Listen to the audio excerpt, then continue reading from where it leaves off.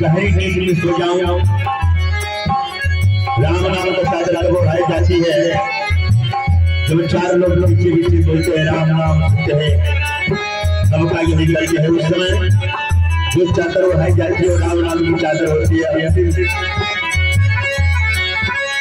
जब राम नाम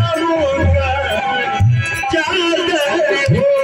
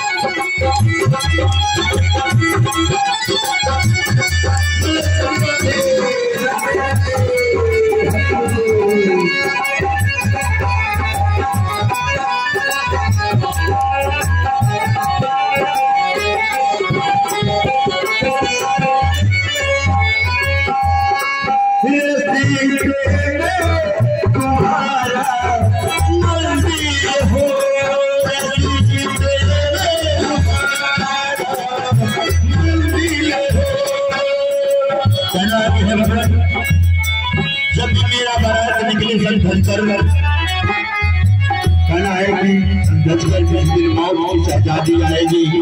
ना सोना काम आएगा ना चांदी आएगी उसमें क्या होगा कभी बंधुओं कहना कि जब मेरी बारात निकले मेरे पीछे पीछे लोग कहें कि राम राम करते हैं उस अवस्था में रास्ते में आपका मंदिर होना चाहिए चाहे